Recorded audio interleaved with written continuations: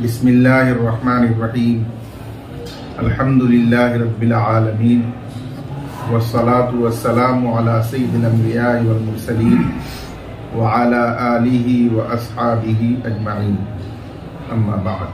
जी बिस्मिल्लाहिर्रहमानिर्रहीम व इज़ा हज़रल गाइब ला यहताजु इला इआदतिल बय्यनति व युसल्लमु इलैहि निस्फ़ु बिज़ालिकल क़दा'i लिअन्न अहदल वरसति यंतसिबु ख़स्मन अनिल बाक़ीन फ़ीमा यस्तहिक़्क़ु लहु व अलैहि दैनन कान अव ऐनन लिअन्नल मक़दिय्य लहु व अलैहि इन्नमा हुवल मय्यितु फ़िल हक़ीक़ति व वाहिदुन मिनल वरसति यसलहु ख़लीफ़तन अन्हु फ़ी ज़ालिका बिख़िलाफ़िल इस्तिफ़ा'i लिनफ़्सिही लिअन्नहु आमिलुन फ़ीहि लिनफ़्सिही फ़ला यसलहु नाइबन अन ग़ैरिही वलिहाज़ा ला यस्तौफ़ी इल्ला नसीबहु वसारा कमा इज़ा क़ामतिल बय्यनतु बिदैनिल मय्यिति इल्ला अन्नहु इन्नमा यथबुतु इस्तिहक़ाक़ुल कुल्ली अला अहदिल वरसति इज़ा कानल कुल्लु फ़ी यदिही ज़करहु फ़िल जामिअ लिअन्नहु ला यकूनु ख़स्मन बिदूनिल यदि फ़यक़्तसिरुल क़दाअु अला मा फ़ी यदिही।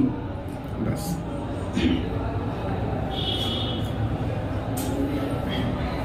कल के सबक में ये मसला बयान किया गया था कि किसी के कब्जे में कोई मकान या जायदाद है,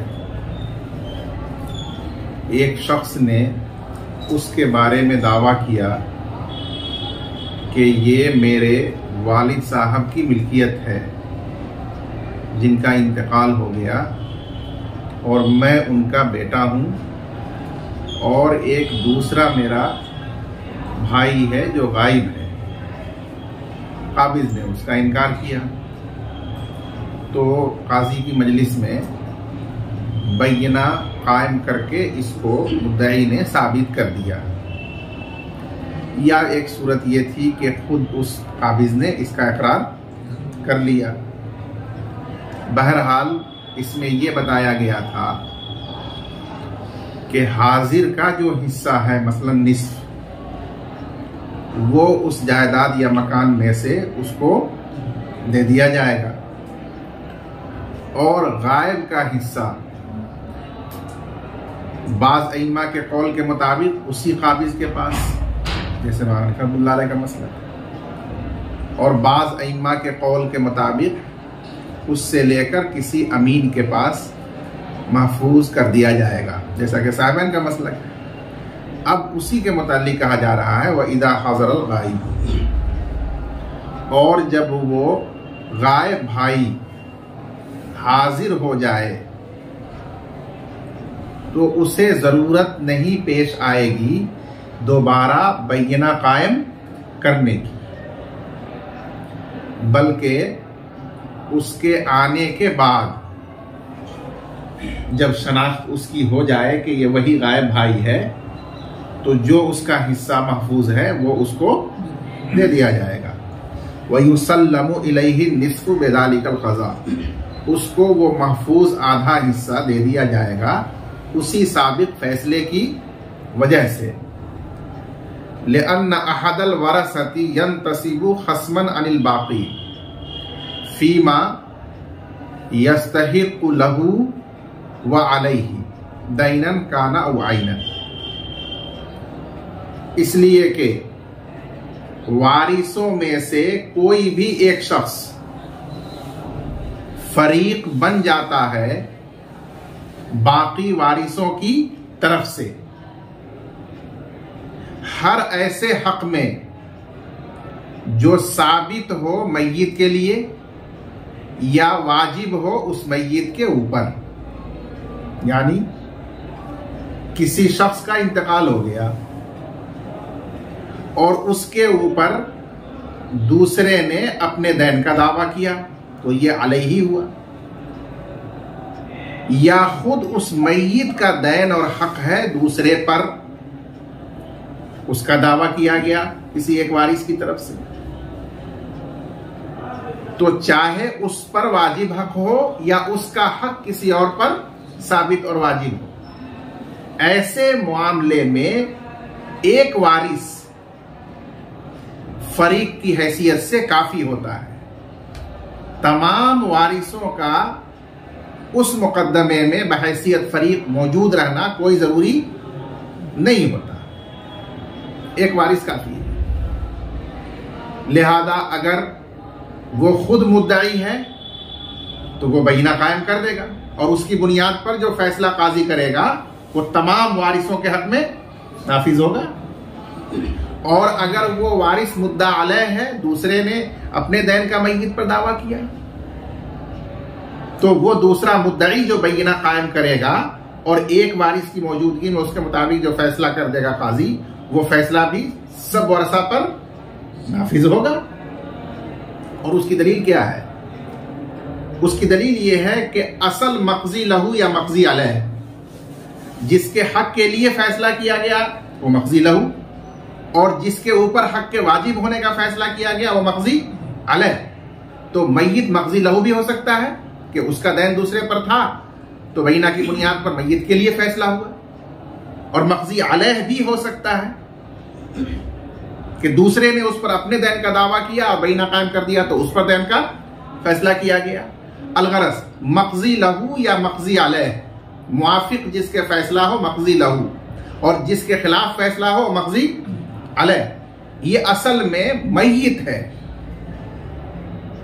क्योंकि दैन का दावा मय्यत पर है तो फैसला जो होगा दैन का वो मय्यत पर होगा तो मक़ज़ी अलैह हुआ।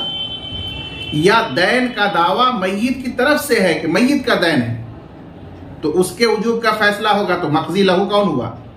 असल में मय्यत हुआ। जब एक मय्यत मक़ज़ी लहू या मक़ज़ी अलैह है तो अब कोई एक शख्स उसकी तरफ से कायम मकाम हो सकता है उसके मौत की सूरत में। इसलिए कोई भी एक वारिस बहैसियत फरीक के उस मय्यत के कायम मकाम के तौर पर काफी होगा और उसी की मौजूदगी में बय्यना की समाअत कर ली जाएगी और फैसला सादिर कर दिया जाएगा।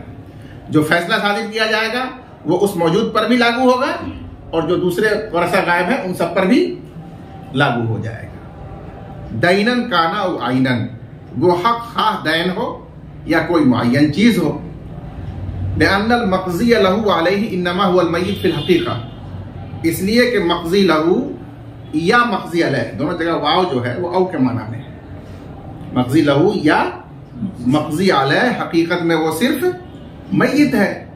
व वाहिदुन मिनल वरसा यसलुहु खलीफतन अनु फी ज़ालिका, और वारिसों में से कोई भी एक वारिस उसकी तरफ से नायब बनने की सलाहियत रखता है इस मामले में, यानी मुकदमे की कार्रवाई के मामले में। बेखिलाफिल इस्तीफा, अब यहां एक सवाल मुकद्दर हुआ कि जब मुकदमे की समाअत में कार्रवाई में वो मय्यत की तरफ से तनहा नायब बन करके काफी हो गया तो उस हक की उसूलियाबी में भी वो कुल के लिए काफी होना चाहिए। फिर बाद में जिस वारिस का हक है उस तक वो पहुंचाता, उससे लिया जाता। लेकिन उसूलियाबी में तो आपने ये फरमाया कि सिर्फ उसका हिस्सा उसको दिया जाएगा, दूसरे वरसा का हिस्सा उसको नहीं दिया जाएगा। तो वहां क्यों नहीं ये एक काफी हो गया उसूलियाबी करने के लिए सब हिस्से को? तो उसका जवाब दिया बेखिलाफिल इस्तिफाई नफ्सी, बरखिलाफ अपना हिस्सा अपने लिए उसूल करने के, इसलिए कि वो उसूल करने वाला हाजिर उस अपने हिस्से की उसूलियाबी में अपने लिए अमल करने वाला है, किसी की तरफ से खलीफा और कायम मकाम नहीं है। फला यसलुहु नाइबन अन गैरी, और जो असील हो अपने लिए काम करने वाला हो वो दूसरे की तरफ से नायब और खलीफा बगैर उसके बनाए हुए नहीं हो सकता। इसलिए यहां ये शख्स दूसरे वरसा की तरफ से, भाई की तरफ से उसूलियाबी में उसका नायब और खलीफा नहीं हो सकता, क्योंकि उसने इसको बनाया नहीं है नायब अपना। वलिहाजा ला यस्तौफी इल्ला नसीबहु, इसीलिए वो उसूल नहीं करेगा मगर सिर्फ अपना हिस्सा।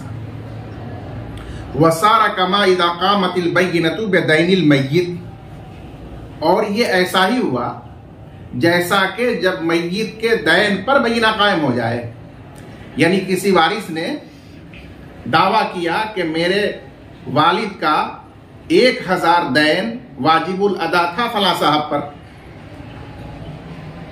और फला साहब ने इनकार किया। तो इस मुद्दई वारिस ने उसके ऊपर बयीना काजी के सामने कायम कर दिया और बयीना से यह साबित हो गया कि मैयत का 1000 दैन वाजिबुल अदा है फला साहब पर। तो काजी ने उसके मुताबिक फैसला कर दिया। तो अब जो 1000 दैन मैयत का साबित हो गया बयीना से और उस पर बयीना कायम हो गया, तो तमाम वारिसों का उसमें हिस्सा होगा। हालांकि तमाम मौजूद नहीं, उस कार्रवाई में मौजूद सिर्फ एक वारिस था, तो हिस्सा सबका बन जाएगा। लेकिन जब लेने और उसूल करने की बात आएगी तो ये मौजूद मुद्दई शख्स कितना उसूल करेगा, पूरा या सिर्फ अपना हिस्सा? सिर्फ अपना हिस्सा।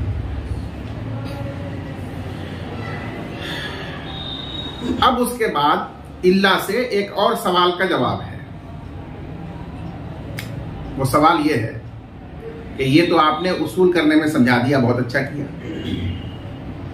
अब दूसरी सूरत इसकी ऊपर गुजरी है कि आलल मैयत, किसी ने दावा किया मैयत पर कि मैयत के ऊपर मेरा 1000 वाजिब है। अब वारसा में से मौजूद सिर्फ एक भाई है, एक वारिस है। तो जो मौजूद है उसी को नोटिस दिया गया और वो हाजिर हुआ फरीक की हैसियत से। उसने इनकार किया कि इनका कुछ वाजिब नहीं है। तो इस मुद्दई ने बय्यिना कायम करके साबित कर दिया कि 1000 दैन मेरा मैयत पर वाजिबुल अदा है। तो अब सवाल ये पैदा होता है कि ये जो 1000 दैन का या किसी भी आयन ही का, मान लीजिए कोई सामान ही का दावा किया किसी ने तर्का में कि तर्का में जो फला सामान है वो मेरा है और उसको बय्यिना से साबित कर दिया, तो ऐसी सूरत में जो हाजिर शख्स है, क्या वो कुल दैन या वो आयन उसी से वसूल किया जाएगा या उसमें भी तमाम वारसा शरीक होंगे? तो उसका जवाब दिया है इल्ला से कि उसमें यह तफसील होगी कि अगर कुल मुद्दा भी जिसका मुद्दाई ने दावा किया, अगर वो कुल हाजिर के कब्जे में मौजूद है, जैसे उस मैयत के पूरे तरका का फिलहाल काबिज यही शख्स है, तब तो जाहिर है कि जितना भी दावा उसने साबित किया बय्यिना से वो सब उसके तरका में से ले लिया जाएगा क्योंकि वो उसके कब्जे में है वो चीज। लेकिन अगर वो कुल इसके कब्जे में नहीं है तो जितना उसके कब्जे में है उतनी ही मिकदार पर उससे उसूलियाबी की जा सकेगी, कुल की उसूलियाबी उससे नहीं की जा सकती है। उसको बयान किया इल्ला अन्नहु इन्नमा यसबुतु इस्तिहकाकुल कुल अला अहदिल वरसा इज़ा कानल कुल्लु फी यदिही, मगर ये के कुल तरका या कुल दावा जो मुद्दई ने किया उसका इस्तिहकाक मुद्दई के लिए साबित होगा वारिसों में से एक हाजिर शख्स पर, जबकि वो कुल उसके कब्जे में मौजूद हो। और अगर कुल उसके कब्जे में मौजूद नहीं है तो देखा जाए जितना मौजूद है उतने में इस्तिहकाक साबित होगा मुद्दई का, और कुछ भी उसके कब्जे में नहीं है तो कुछ भी उसको साबित नहीं होगा। ज़करहु फिल जामिअ, इमाम मोहम्मद रहमतुल्लाह अलैह ने इसको जामिअ सगीर में कबीर में जिक्र किया है। लिअन्नहु ला यकूनु खस्मन बिदूनिल यद, इसलिए कि वो कब्जा के बगैर मैयत पर इस्तिहकाक के दावे में फरीक नहीं बन सकता। लिहाजा फैसला काजी का मुनहसिर होगा उसी माल पर जो उसके कब्जे में है, क्योंकि असल में उतने में ही वो फरीक है, लिहाजा उतना ही उससे वसूल किया जा सकेगा जो उसके कब्जे में है। जी।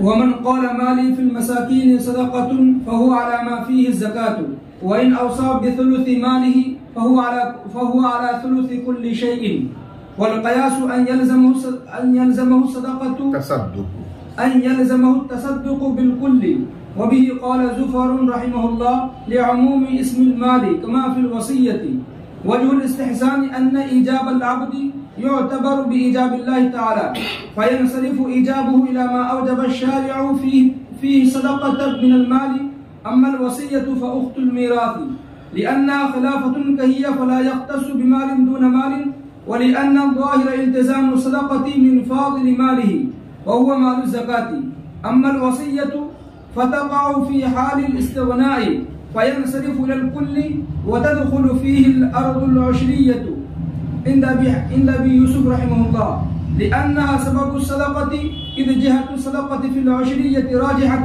عنده وعند محمد رحمه الله لا تدخل لأنه سبب المؤونة إذ جهة المؤونة راجحة عنده ولا يدخل أرض الخراج بالإجماع لأنه يتمحض مؤونة. बस इस इबारत में दो मसाइल जिक्र किए गए, एक मसला है नजर का और दूसरा मसला है वसीयत का। नजर का मसला कि अगर किसी शख्स ने सदका करने की नजर मानते हुए कहा कि मेरा माल मसाकीन पर सदका है, ये कहना अपने माल को सदका कर देने की नजर मान लेना है, तो बस उस पर वाजिब हो जाएगा कि वो अपना माल सदका करे। अब यहां गौर तलब बात यह है कि माल ये मुतलक उसने कहा, बस उसके इतलाक का तकाजा यह है कि इस कायल की मिल्कियत में जो भी माल है, चाहे वो माले ज़कात हो, जैसे माले तिजारत है उसमें ज़कात वाजिब होती है, सायमा जानवर है उसमें ज़कात वाजिब होती है, सोना चांदी या नकदी है उसमें ज़कात वाजिब होती है, ये माले ज़कात का वो भी माल में दाखिल है। और जो उसका रिहायशी मकान है, गाड़ी है, कपड़े हैं, बर्तन हैं, घरेलू चीजें हैं, जरूरत की किताबें हैं, ये सारी चीजें भी माल हैं और माल में ये सब भी शामिल है। इसलिए लफ्ज के जाहिर का तकाजा यह है कि वो अपने इतलाक पर जारी हो और इस कायल पर अपनी कुल पूंजी को सदका करना वाजिब हो। इसी के कायल हजरत इमाम ज़ुफ़र रहमतुल्लाह अलैह और इमाम शाफ़िई रहमतुल्लाह अलैह है। लेकिन जमहूर अहनाफ के नजदीक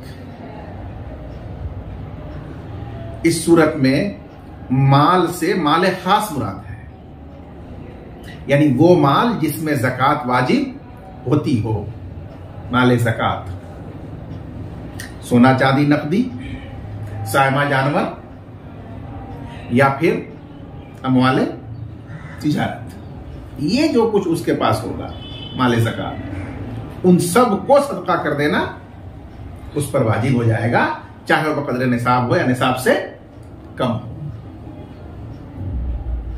ये जमहूर अहनाफ का मसलक है। दूसरा मसला वसीयत का है। वो वसीयत का मसला यह है कि किसी शख्स ने अपने तिहाई माल की वसीयत की फुकरा और मसाकीन के लिए, तलबा के लिए, उलमा के लिए, तो यहां भी उसने माल मुतलक इस्तेमाल किया।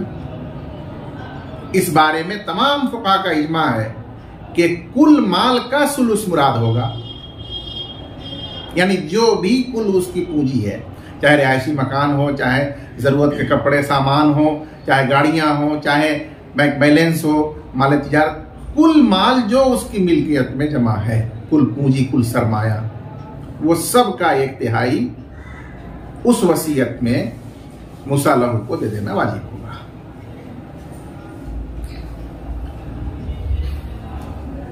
तो जो हजरात ये कहते हैं कि नजर में भी कुल को सदका करना वाजिब है, तो वो उसको कयास करते हैं वसीयत के इस इजमाई मसले पर कि जिस तरह यहां माल से उसका कुल माल मुराद लिया गया बिला तफरीक, उसी तरह नजर में भी उसका कुल माल मुराद लिया जाएगा बिला तफरीक, और पूरे ही माल को सदका करना वाजिब है। लेकिन जमहूर अहनाफ जो कहते हैं कि नहीं, उसमें खास माल जो माल ज़कात है वही सदका करना वाजिब होगा, और यहां वो कहते हैं कि नहीं, यहां पर कुल माल का सुलूस वसीयत में देना वाजिब होगा, तो उनके ऊपर अब दोनों में फर्क करना जरूरी होगा। तो जाहिर मजहब के मुताबिक उसके फर्क की वजह बयान की गई, और फर्क की दो वजह बयान की मुसन्निफ ने। फर्क की पहली वजह तो यह बयान की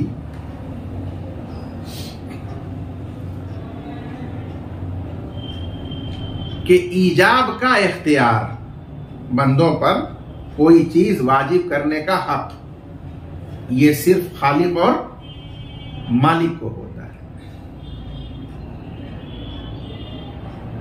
किसी मखलूक को न दूसरे पर न खुद अपने पर कुछ भी वाजिब करने का इख्तियार है, ये उसूल है। लेकिन अल्लाह तबारक व तआला ने चूंकि बंदे को उसके नफ्स पर विलायत दी है, तो इसलिए उसके लिए ये जायज किया है कि वो अपने ऊपर कोई ऐसा काम वाजिब कर सकता है कि जिसकी जिन्स से अल्लाह की तरफ से वाजिब किया हुआ अमल मौजूद हो। क्यों? इस इजाबे अब्द यानी नजर को क़ियास करते हुए इजाबे बारी ताला पर, कि जब बारी ताला ने वाजिब किया है तो उस पर क़ियास करते हुए बंदा अपने ऊपर अगर उसी कबील का कुछ वाजिब कर ले तो वो वाजिब करना सही है, उसको इस्तिलाह में नजर कहा जाएगा। और बंदे को उसे भी पूरा करना ऐसा ही जरूरी होगा जैसा कि बारी ताला के इजाब को पूरा करना जरूरी है। यह है नजर की हकीकत। जब नजर की हकीकत यह है तो जब बंदे ने कहा कि मेरा माल सदका है मसाकीन पर, तो उसने तसद्दुक माली को वाजिब किया, तो इसको क़ियास किया जाए अल्लाह ताला के इजाबे माली पर। और अल्लाह ताला ने जो माली वाजिब किया है ज़कात, वो सब माल में नहीं है, वो मखसूस माल में है। तो जो माल ज़कात है जिसमें अल्लाह ने ज़कात वाजिब की, उसी में बंदे का ये इजाब भी मुतबर होगा और वही उसको सदका करना वाजिब होगा नजर पूरी करने के लिए। ये इस्तेहसान है जाहिर क़ियास के मुकाबले में। बरखिलाफ वसीयत के, वसीयत ये इजाब नहीं है, बल्कि वसीयत ये जानशीनी है, जैसे कि मीरास जानशीनी है। मुरिस का इंतकाल हो गया तो वरासत क्या है? वो उस मुरिस की जानशीनी है कि अब ये वारिस उसका जानशी हो गया। उसी तरीके से वसीयत में होता है कि वसीयत करने वाले का जब इंतकाल हो जाता है तो मूसा लहू जिसके लिए वसीयत की गई, वो मूसा लहू उसका उसमें जानशी बन जाता है। वारिस और मूसा लहू में फर्क इतना हुआ कि वारिस अल्लाह की तरफ से बनाया हुआ जानशी है और ये मूसा लहू उसका अपना बनाया हुआ जानशी है। तो बस एक जानशीनी को दूसरी जानशीनी पर क़ियास किया जाए। अब आप सोच के बताइए कि वरासत जो जारी होगी वो कुल माल में होगी या सिर्फ माल ज़कात में होगी? कुल माल में होगी। तो उसी तरीके से जब सुलूस की वसीयत करेगा तो वो वसीयत भी कुल माल में या सिर्फ माल ज़कात में? कुल माल में। इसलिए वहां कहा गया कि कुल माल के तिहाई से वसीयत नाफिज की जाएगी। ये पहली वजह फर्क है। और दूसरी वजह फर्क यह है कि ये जो सदका की नजर माना है तो उसे वो अपनी जिंदगी में पूरा करेगा या मरने के बाद पूरा करेगा? जिंदगी में। और जिंदगी में इंसान खुद भी माल का मोहताज है अपने और अपने अहलो अयाल के खर्च के लिए, और नजर की वजह से वो माल सदका करना भी उस पर वाजिब है। अब आप खुद बताइए कि अपनी जात और अपने अयाल की जरूरत और खर्च मुकद्दम रखा जाए या दूसरों पर वो सदका करना नजर का ये मुकद्दम रखा जाए?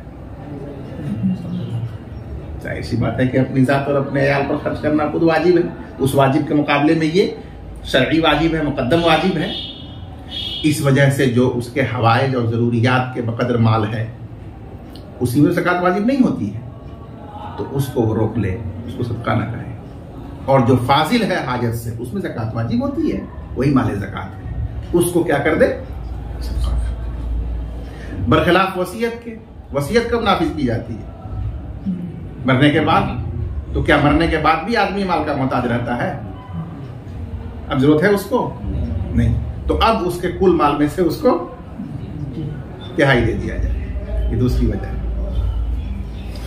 वमन काला, और जिस शख्स ने कहा कि माली फिल मसाकीनी सदका, यहां फी आला के माना में कि मेरा माल मसाकीन पर सदका है, ये नजर है, ये फहुआ अला माफी ही ज़कात, तो ये नजर उसी माल पर महमूल होगी जिसमें ज़कात वाजिब होती है, यानी माल ज़कात में। वइन औसा बे सुलूस माली ही, और अगर किसी ने अपने कुल माल के सुलूस की वसीयत की तो ये वसीयत हर चीज यानी हर माल के सुलूस पर वाक़े होगी। समझ गए? वल क़ियास अन यल्ज़महु तसद्दुक़ बिल्कुल, और क़ियास का तकाजा ये है कि उस नजर मानने वाले पर कुल माल का सदका करना लाजिम हो, हर चीज का। और इसी के कायल इमाम ज़फ़र इमाम शाफ़ी रहमतुल्लाह अलैह लिउमूम इस्मिल माल, इसमें माल के आम होने की वजह से, इसमें जिन्स होने की वजह से वो मुतलक भी है, आम भी है, तो हर माल को शामिल है। कमा फिल वसीया, क़ियास का जैसा कि वसीयत में बिलिज्मा वो कुल माल को शामिल है।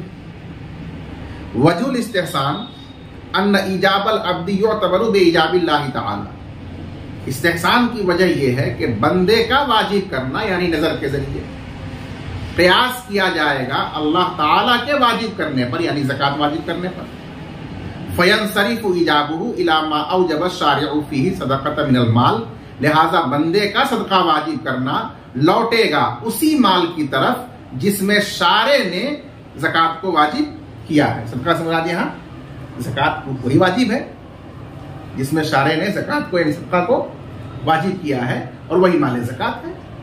तो जो माल जिनसे ज़कात, जो माल जिनसे ज़कात यानी जिस माल की जिन्स से ज़कात है वही माल ज़कात है, उसी में अल्लाह ने वाजिब किया। तो ये बंदे का जो इजाब है नजर, वो भी उसी की तरफ लौटेगा और उसी में से उसको वही गोया उसको सदका करना वाजिब होगा। अम्मल वसीयत फउक्तुल मीरास, लेकिन वसीयत ये मीरास की बहन है। बहन के माने यहां नजीर मुशाबे, लिअन्नहा खिलाफतुन कहिया, ये काफर पे जर है इसलिए के माना है, इसलिए कि ये वसीयत जानशीनी है मूसी की तरफ से, कहिया जैसे कि वरासत मूरिस की तरफ से जानशीनी है। फला यख्तस्सु बिमालिन दून मालिन, तो ये वसीयत एक माल को छोड़कर दूसरे माल के साथ मखसूस नहीं होगी, जैसे वरासत मखसूस नहीं होती है, इसलिए वो कुल सुलूस पर मामूल किया जाए नहीं। दूसरी वजह वले अन्ना ज़ाहिर इल्तिज़ामु सदका मिन फाज़िल माली, और इसलिए कि जाहिर यही है कि उसने सदका को नजर के जरिए अपने ऊपर लाजिम किया अपने फाजिल माल से। फाजिल से मुराद जरूरत से जायद, वह मालू ज़कात, और वही माले ज़कात है। अम्मल वसीया फतक़उ फी हालिल इस्तिग़ना, बहरहाल वसीयत तो वो नाफिज होती है माल से बेनियाज हो जाने की हालत में, मर जाने के बाद। फयंसरिफु इलल कुल, तो इसलिए वो वसीयत कुल माल की तरफ लौटेगी और पूरे के सुलूस को वसीयत में नाफिज किया जाएगा। उसके बाद एक मसला आता है कि ये जो उशरी जमीन है जिसकी पैदावार में से उश्र लिया जाता है, तो वो उशरी जमीन जो है वो इस माल में दाखिल है कि नहीं, तो उसके लिए पहले उश्र की हैसियत को जानना जरूरी होगा।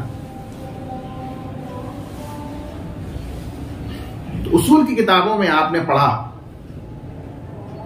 कि उश्र जो है ये मिन वजहिन मऊनतुल अर्ज, जमीन की लागत भी है, और ये मिन वजहिन इबादत भी है, सबका भी है। इसमें दोनों जहते हैं। अलबत्ता बाद में फिर इख्तिलाफ हुआ। इमाम अबू यूसुफ रहमतुल्लाह अलैह के नजदीक इस उश्र में मऊनत यानी जमीन की लागत की जहत राजे है, पहलू राजे है, और सदका और इबादत का पहलू उसमें कम है, मरजू है। लेकिन तरफैन के नजदीक इमाम अबू हनीफा और इमाम मोहम्मद रहमहुल्लाह के नजदीक उसमें इबादत की जहत, सदका की जहत राजे है, और जमीन की मऊनत की जहत मरजू है।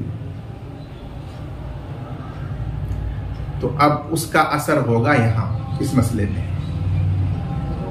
इमाम अबू यूसुफ रहमतुल्लाह अलैह राजे का एतबार करेंगे, और राजे उसमें मऊनतुल अर्ज का पहलू है। तो बस उसको खिराजी जमीन पर कयास करेंगे। खिराज जो होता है वो बिल इत्तेफाक मऊनतुल अर्ज है, जमीन का टैक्स है, लागत है वो। तो लिहाजा उसका जो सबब है माल, खिराजी जमीन, वो बिल इत्तेफाक इस माली में दाखिल नहीं है, क्योंकि माल ज़कात नहीं है। तो उस पर कयास करते हुए यूसुफ फरमाते हैं कि इस उश्र में भी मऊनतुल अर्ज की जिहत ही राजे है, इसलिए उसका जो सबब जमीन उशरी है वो माल ज़कात नहीं है, माल सदका नहीं है, इसलिए वो उशरी जमीन इस माली के तहत दाखिल नहीं होगी। तो जब दाखिल नहीं होगी तो उसको वो उशरी जमीन सदका करना वाजिब इस नजर में नहीं है। ये मसलक है इमाम अबू यूसुफ रहमतुल्लाह अलैह का। नहीं, ये उल्टा हो गया। ये मसलक है इमाम मोहम्मद रहमतुल्लाह अलैह का। हजरत इमाम मोहम्मद रहमतुल्लाह अलैह और इमाम अबू हनीफा रहमतुल्लाह अलैह के नजदीक ये उशरी जमीन दाखिल नहीं होगी, इसलिए कि उनके नजदीक इसमें मऊनत की जिहत वो राजे है, और इमाम अबू यूसुफ रहमतुल्लाह अलैह के नजदीक इसमें इबादत और सदका की जिहत राजे है। तो इसलिए माली के तहत माल ज़कात की तरह ये उशरी जमीन भी उसमें दाखिल हो जाएगी। यानी इख्तिलाफ जो इमाम अबू यूसुफ का कौल बयान किया वो यूं समझिए कि वो कौल इमाम मोहम्मद का है, और इमाम मोहम्मद का जो मसलक है उसको आप बदल दीजिए, वो इमाम यूसुफ रहमतुल्लाह अलैह का है। तो जिन लोगों ने जिस पहलू को राजे कहा उसी लिहाज से उस पर हुक्म लगाया। जिन्होंने कहा कि इसमें सदका का पहलू राजे है तो उनके नजदीक ये माल ज़कात की तरह है। जिस तरह माल ज़कात सबब है उस ज़कात का, तो ये उशरी जमीन भी सबब है सदका का, ज़कात का ही, तकादी के मुशाबे है वो, तो उनके नजदीक वो दाखिल है इमाम यूसुफ। और जिन लोगों के नजदीक इसमें मऊनत की जिहत राजे है तो ये खराज की तरह हो गया। तो बस ये ज़कात का माल नहीं हुआ। जब नहीं हुआ तो इस माली के तहत तो ज़कात का माल ही मुराद है, इसलिए वो इसके तहत दाखिल नहीं होगा। ये इमाम मोहम्मद रहमतुल्लाह अलैह का मसला है। वतदखुलु फीहिल अर्जुल उशरियतु इंदा अबी यूसुफ, और इस माली के लफ्ज में शामिल और दाखिल है उशरी जमीन भी इमाम अबू यूसुफ रहमतुल्लाह अलैह के नजदीक। लिहाजा उसे अपनी तमाम उशरी जमीनों को भी नजर में सदका करना वाजिब हो जाएगा। लिअन्नहा सबबु सदका, इसलिए कि ये उशरी जमीन माल ज़कात की तरह सदका यानी उश्र का सबब है, क्योंकि सदका की जिहत उशरी जमीन में उनके नजदीक राजे है और मऊनत की जिहत मरजू अदना है। और इमाम मोहम्मद रहमतुल्लाह अलैह के नजदीक, और यही इमाम अबू हनीफा रहमतुल्लाह अलैह का भी मसलक है कि यह उशरी जमीन दाखिल नहीं होगी, इसलिए वो जमीन को सदका नहीं करेगा। लिअन्नहु सबबुल मऊना, इसलिए कि वो उशरी जमीन मऊनतुल अर्ज का सबब है, लागत यानी ऐसा खर्च, रहमुकल्लाह, ऐसा खर्च जो दूसरे के लिए किया जाए, वाजिब किया जाए, और उससे दूसरे की बका मुताल्लिक हो कि वो खर्च किया जाएगा तब वो बाकी रहेगा, वरना वो बाकी नहीं रहेगा। ऐसे खर्च को, ऐसे वाजिब माली को क्या कहते हैं? लागत, उर्दू में मऊनत। जैसे बीवी का नफका तो मऊनत है, इस तरीके से सदका फित्र है वो मऊनत है कि ये सदका फित्र देंगे तो जिसकी तरफ से दिया जा रहा है उसकी रूहानी बका है। नफका देंगे बीवी को तो उसकी वजह से उसके हयात की बका है। ऐसे ही जमीन की का टैक्स और लागत निकालेंगे आप तो फुकरा पर खर्च होगा, वो अल्लाह से दुआएं करते रहेंगे तो जालिम इस पर कब्जा नहीं करेगा। और जो खिराज और टैक्स लिया जाएगा वो टैक्स फौज पर खर्च किया जाता है, उसका मतलब मुकातिला फौज है, तो फौज पर जब वो खर्च किया जाएगा तो सरहदों की हिफाजत करेंगे, लड़ेंगे, तो जालिम उस पर काबिज नहीं होंगे और आपकी जमीन क्या रहेगी? बाकी रहेगी। तो ये मऊनत के माना है। अब्दुल साहब हंस रहे हैं। मऊनत ऐसे ही वाजिब माली और सरफ माली को कहा जाता है कि जो दूसरे के लिए वाजिब किया गया है और उससे उस गैर की बका वाबिस्ता है, मुताल्लिक है, ऐसे ही इसी को मऊनत कहते हैं। तो ये मऊनतुल अर्ज है। इमाम मोहम्मद रहमतुल्लाह अलैह के नजदीक ये जमीन दाखिल नहीं होगी, लिअन्नहु सबबुल मऊना, इसलिए कि ये मऊनत यानी उश्र का सबब है, क्योंकि मऊनत ही का पहलू उनके नजदीक उश्र में राजे है। वला यदखुलु अर्जुल खराज बिल इज्मा, और खराजी जमीन तो बिल इज्मा दाखिल नहीं होगी, वो सदका वाजिब नहीं होगा। लिअन्नहु यतमहज़ु मऊनतन, क्योंकि वो तो खालिस मऊनत है, टैक्स और लागत है जमीन की, उसमें तो इबारत सदका का माना ही नहीं है। उसकी दलील ये है कि वो काफिर से भी लिया जाता है, गैर मुस्लिम से भी लिया जाता है। वलौ क़ाल मा अमलिकुहु सदक़तुन फिल मसाकीन फ़क़द क़ील यतनावलु कुल्ल मालिन लिअन्नहु अअम्मु मिन लफ्ज़िल माली वल मुक़य्यिदु ईजाबु शर'i व हुवा मुख़्तस्सुन बिलफ्ज़िल माली वला मुख़स्सिस फ़ी लफ्ज़िल मिल्की फ़बक़िया अलल उमूमी वस्सहीहु अन्नहुमा सवाअन लिअन्नल मुल्तज़िम बिल लफ्ज़ैनि लिअन्नल मुल्तज़िम बिल लफ्ज़ैनि अल फ़ाज़िलु अनिल हाजति अला मा मर्रा। मानी फिल मसाकीन सदका के अल्फाज से किसी ने नजर मानी तो उसका हुक्म आ चुका। अब कोई शख्स माली के बजाय कहता है मा अमलिकुहु, मा अमलिकुहु फहुवा फिल मसाकीनी सदका। मा वो चीज, अमलिकुहु जिसका मैं मालिक, या मिल्की मेरी मिल्कियत, फिल मसाकीन सदका वो मसाकीन पर सदका है, तो इसका क्या हुक्म होगा। इसमें मशाइख का इख्तिलाफ हो गया। बाज मशाइख ने फरमाया कि लफ्ज़े मिल्क लफ्ज़े माल के मुकाबले में ज्यादा आम है। कैसे? क्योंकि लफ्ज़े मिल्क का इतलाक गैर माल पर भी होता है, माल पर भी होता है। जितने भी अमवाल हैं उन सबको भी आप माल कह सकते हैं और साथ साथ मिल्कियत भी कह सकते हैं। लेकिन निकाह में जो हक हासिल होता है मियां बीवी को एक दूसरे के साथ, उसको आप मिलके बुज़ा या मिलके मुता तो कहते हैं, सुना होगा। लेकिन क्या माले मुता और माले बुज़ा कहा जाता है? इसी तरीके से किसी को आमदन किसी ने नाउजुबिल्लाह कत्ल कर दिया तो मकतूल के वरसा को जो हक मिलता है क़िसास का, उसको मिलके क़िसास तो कहा जाएगा, लेकिन माले क़िसास है वो। इससे पता चलता है कि माल के मुकाबले में मिल का लफ्ज आम यानी ज्यादा अफराद को शामिल है। तो लाजिम है कि इस उमूम की ज्यादती को मद्देनजर रखते हुए हुक्म में भी माल के मुकाबले में इसको आम रखा जाए।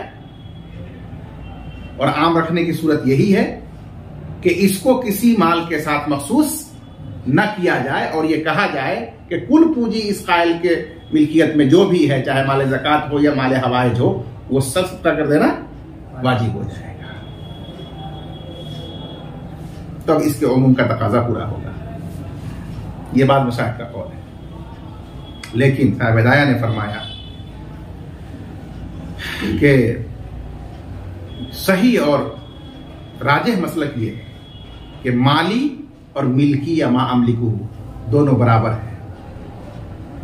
यानी जो उसके हवाइज से जायद फाजिल माल है वही तसद्दुक वाजिब होगा, और जो हवाइज में मशगूल है, जरूरत का माल है, वो वाजिब तसद्दुक नहीं होगा, न माली कहने से और न मा अमलिकू कहने से।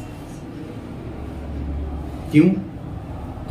इसलिए कि आपको बताया गया कि जाहिर हाल इस कायल के हाल से जो चीज जाहिर होती है वो यही कि जो इसने अपने ऊपर नजर के जरिए लाजिम और वाजिब किया है वो अपने फाजिल माल ही को सदका करना वाजिब किया है।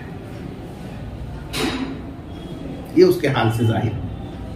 और उसूल की किताबों में आपने पढ़ा है कि जिन क़राइन की वजह से हकीकत मुतलका को छोड़ दिया जाता है उनमें से एक ज़ाहिर हाल भी तो है। तो बस इस ज़ाहिर हाल की वजह से जिस तरह माली में तखसीस की गई, यहां भी वो तखसीस की जाए। लेकिन जिन मशाइख ने उसको आम रखा उन्होंने ये कहा कि माली में तो तखसीस की दलील मौजूद थी, क्योंकि शारे ने माल का इस्तेमाल किया और उससे खास मुराद लिया। अल्लाह ताला ने फरमाया खुज़ मिन अमवालिहिम सदका, उनके अमवाल से सदका लीजिए, और यहां अमवाल से मुराद मखसूस अमवाल हैं। हदीस में आपने फरमाया हातू रुबा उश्रे अमवालिकुम, अपने अमवाल का 40वां हिस्सा तुम दो ज़कात में। यहां भी हदीस में अमवाल आया, मुराद मखसूस अमवाल है, सब अमवाल नहीं है। तो शारे ने अमवाल के लफ्ज में तखसीस की है। तो अब ईजाब शारे पर कयास करते हुए बंदे ने जब अपने ईजाब और नजर में माली इस्तेमाल किया तो उसमें भी तखसीस की गई, क्योंकि दलील तखसीस शारे के कलाम में मौजूद है। लेकिन मामलिकहू या मिल्की के लफ्ज में कोई तखसीस वारिद नहीं है शारे की तरफ से, इसलिए वहां कोई मुक़य्यद और मुखस्सिस दलील मौजूद नहीं है, लिहाजा उसको उसके उमूम पर रखा जाए। ये उन मशाइख ने फरमाया जो उसको उमूम पर रखते हैं, और जिन्होंने तखसीस की उन्होंने ज़ाहिर हाल की बुनियाद पर माली ही की तरह इसकी भी क्या कर दी, तखसीस कर दी। ताबिदाया ने तखसीस वाले कौल को ही जाहिर करार दिया। वलौ काला, और अगर किसी ने कहा मा अमलिकुहु सदक़तुन फिल मसाकीन, वो चीज जिसका मैं मालिक हूं वो सदका है मसाकीन पर, तो कहा गया है कि ये शामिल होगा कुल माल को, चाहे वो माल ज़कात हो या माल ज़कात के अलावा हवाइज वाला माल। लिअन्नहु आम मिन लफ्ज़िल माल, इसलिए कि ये लफ्ज़ माल से ज्यादा आम लफ्ज़ है। वल मुक़य्यिदु ईजाबु शरई, और तक़यीद की दलील यानी तखसीस की दलील शरीयत का वाजिब करना है। वह मुख्तस्सुन बिलफ्ज़िल माल, और ईजाब शरा लफ्ज़ माल के साथ खास है। इन कुरान और हदीस में ये लफ्ज़ आया है जिसकी तक़यीद और तखसीस है, तो उस पर कयास करते हुए बंदे के कलाम में भी माली की तफसीर तक़यीद कर दी जाएगी। वला मुखस्सिस फी लफ्ज़िल मिल्क, लफ्ज़ मिल्क में कोई मुखस्सिस यानी दलील तखसीस मौजूद नहीं है। फबक़ी अलल उमूम, लिहाजा वो बाकी रहा अपने उमूम पर। वस्सहीहु अन्नहुमा सवाउन, और सही कौल ये है कि ये दोनों हुक्म में बराबर है। लिअन्नल मुल्तज़मा अल मूजब, इसलिए कि वो अम्र जो अपने ऊपर लाजिम किया गया दोनों लफ्जों से, अल्फाजिलु अनिल हाजा, जरूरत से जायद माल है। अलामा मर्रा, जैसा कि तफसील ऊपर गुजर चुकी है जी। सुम्मा इज़ा लम यकुन लहु मालुन सवा मा दखल तहत अल-इजाबी युमसिकु मिन ज़ालिका क़ूतिही। सुम्मा इज़ा युमसकु पढ़ेंगे तो कूतुहु नायब फाइल होगा, और युमसिकु पढ़ेंगे तो मफूल भी होगा कूतहु जी। युमसिकु मिन ज़ालिका क़ूतहु। सुम्मा इज़ा असाब शयअन तसद्दक़ बिमा अमसक लिअन्न हाजतहु हाज़िही मुक़द्दमतुन वलम युक़द्दर बिशयइन लिइख्तिलाफ़ अहवाल अन्नास फ़ीही। वक़ील अल-मुहतरिफ़ु युमसिकु क़ूतहु लियौमिन वसाहिबुल गल्लति लिशहरिन वसाहिबुद दियाइ लिसनतिन अला हस्बि तफ़ावुति फ़ी मुद्दति वसूलिही इलल माली वअला हाज़ा साहिबुत तिजारति युमसिकु बिक़दरि मा यरजिउ इलैहि मालुहु। अब यहाँ सवाल ये है कि एक आदमी के पास सिर्फ वही माल है जिसमें ज़कात वाजिब है, उससे ज्यादा उसके पास कोई दूसरा माल है ही नहीं। जैसे उसके पास तिजारत का माल है, कुछ सायमा जानवर है, कुछ सोना चांदी और नकदी है। तो अब जो हुक्म बयान किया गया उसकी रूह से तो ये सब कुछ सदका कर देना उस पर वाजिब हो जाएगा। जब ये सब कुछ सदका कर देगा तो खाएगा क्या और अपनी जरूरतें किस चीज से पूरी करेगा, ये सवाल पैदा होगा। तो फुकहा ने उसका जवाब ये दिया कि वो शख्स अपनी खुराक और बुनियादी जरूरतों के बकदर, मसलन दवा दारू का मोहताज है तो उसके बकदर, खाने पीने का उसके बकदर, तो अपनी फौरी जो जरूरत है खाने की, दवा दारू की, दूध का पैसा वगैरह, इसके बकदर वो रख लेगा और उसके अलावा को फिलहाल सदका कर देगा। फिर उसके बाद जब कमाई होगी, यानी नया माल उसकी मिल्कियत में कमाने से हो, विरासत से हो, किसी भी सबब से जब आएगा तो उसमें से जितना रोके हुआ था उसकी भरपाई करने के लिए अब कर देगा। यानी करना तो पूरा ही है, लेकिन अपनी जरूरत के लिए कुछ वक्त तो उसमें से रोक सकता है, गुनहगार नहीं होगा। लेकिन जब फिर माल आएगा नया तो उसमें से इसको पूरा करना ही पड़ेगा, पूरा करना पड़ेगा। अब सवाल ये पैदा हुआ कि हजरत इसकी कोई मिकदार मुतय्यन फरमा दीजिए, तो फरमाया कि नहीं। इमाम मोहम्मद रहमतुल्लाह अलैह ने ज़ाहिर रवायत में इसकी कोई मिकदार मुतय्यन नकल नहीं फरमाई। बाद के मशाइख ने सहूलत के लिए ये कहा है कि जो पेशावर मुलाजिम या मजदूर है यौमिया, वो अपने एक दिन की जरूरत और खुराक के बकदर रोक ले, क्योंकि कल फिर वो कमा लेगा। और जो माहाना आमदनी वाला है, चाहे वो माहाना मुलाजिम है, महीना मिलता है, या किराया वगैरह उसका चलता है जमीन वगैरह का, मकान का, तो उसमें माहाना आमदनी उसकी, जो माहाना आमदनी रखने वाला है तो एक महीने के बकदर वो रख ले। और जो छमाही आमदनी वाला है, 6 महीने की खेती होती है, कटती है तो पैसा आता है, तो वो 6 महीने का रख ले। और जिसे सालाना आमदनी होती है, वजीफा वगैरह मिलता है, या बाग वगैरह में 1 साल का हिसाब होता है, तब उसकी आमदनी 1 साल पर आती है मसलन, तो 1 साल के वक्त रख ले। इस तरह से अपनी जरूरत जब तक पूरी नहीं होगी उस वक्त तक के लिए रख ले, और जब आमदनी की सबील मुतवक्के हो तो फिर वो होने पर उसको खर्च कर दे। ताजिर कितना के लिए रखा, तो उसका जवाब दिया कि ताजिर में तो वक्त मुतय्यन नहीं हो सकता, बस ये मुतय्यन कर दीजिए कि जब तक उसका माल जो तिजारत में मशगूल है उसके पास वापस आएगा, फिर उसको इसका मौका मिलेगा, तब तक के लिए जरूरत का पैसा रख ले। फिर जब वो आएगा तो ये जरूरत का जो रखे हुआ है उसमें से सदका करेगा। सुम्मा इज़ा लम यकुन लहु मालूम सिवा मा तखर तहतल ईजाब, फिर जब उसके पास कोई माल दूसरा ना हो सिवाय उस माल के जो इस ईजाब और नजर के तहत दाखिल है, तो वो उसी में से रोक ले, रख ले अपने पास पूतहू अपनी खुराक। सुम्मा इज़ा असाब शय्यन, फिर जब उसके बाद कुछ माल पाए तो उस मिकदार को सदका अब कर दे जो उसने रोक लिया था। लिअन्न हाजतहु हाज़ी, इसलिए कि उसकी ये बुनियादी ज़रूरत खाने पीने की मुक़द्दम है। वलम युक़द्दर बिशैइन, और इसकी कोई मिकदार मुकर्रर नहीं की गई है, यानी ज़ाहिर रिवाया में लिख्तिलाफ़ि अहवालिन नासी फ़ीही, क्योंकि लोगों के अहवाल इखराजात में मुख्तलिफ हैं। और कहा गया है कि यौमिया पेशावर शख्स अपने एक दिन के खुराक को रोके, और माहाना आमदनी वाला शख्स 1 महीने की खुराक को रोके, और जमीन जायदाद वाला शख्स 1 साल की रोक ले। अला हस्बि तफाउत फी मुद्दत उसूल मिनल माल, अपने माल तक पहुंचने की मुद्दत में फर्क के मुताबिक, क्योंकि इसी फर्क के साथ माल तक पहुंच रहा है इंसान, तो जब तक नए माल तक नहीं पहुंचता है तब तक के लिए रोक ले।